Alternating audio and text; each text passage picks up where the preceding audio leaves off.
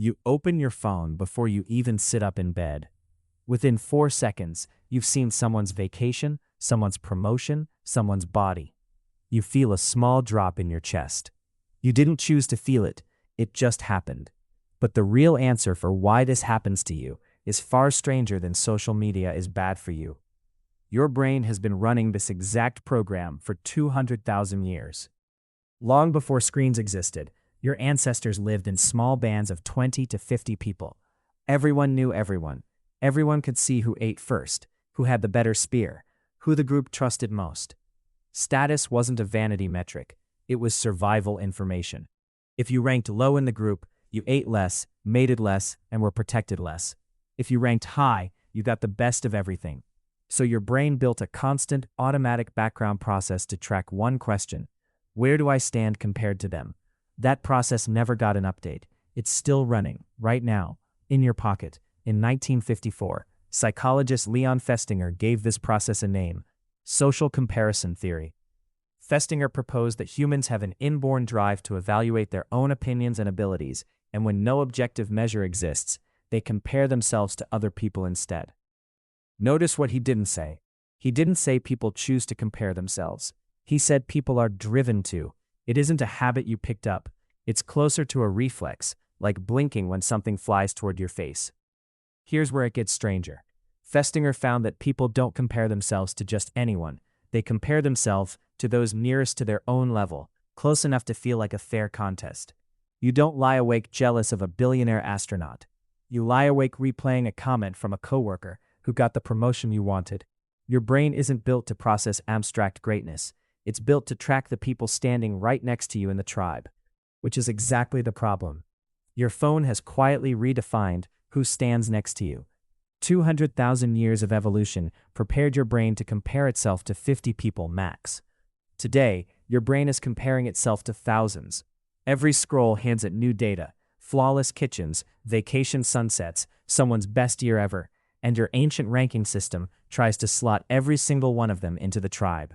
It cannot tell the difference between a real neighbor and a stranger on another continent who edited 400 photos down to one.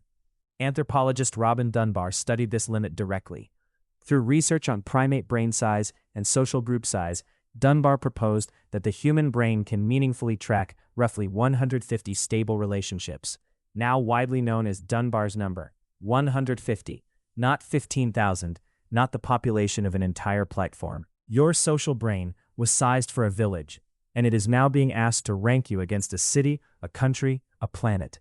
No wonder it feels exhausting. You're not weak, you're outnumbered. So why does it feel personal?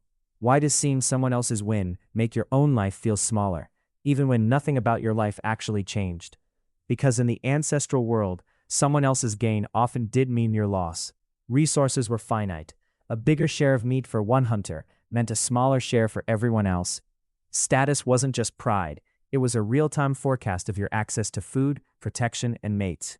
Your brain still runs that old math today, even though a friend's promotion does not, in any way, remove a single resource from your life.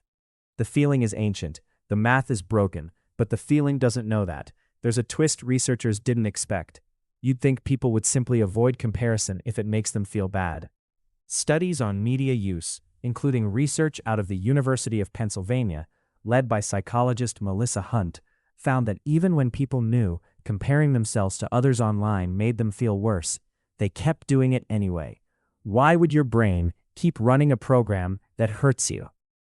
Because for 200,000 years, that pain served a purpose.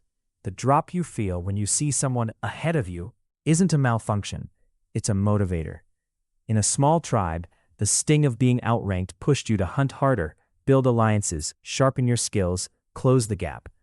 Discomfort was the whip that kept early humans striving instead of stagnating. Evolution didn't design that feeling to make you happy.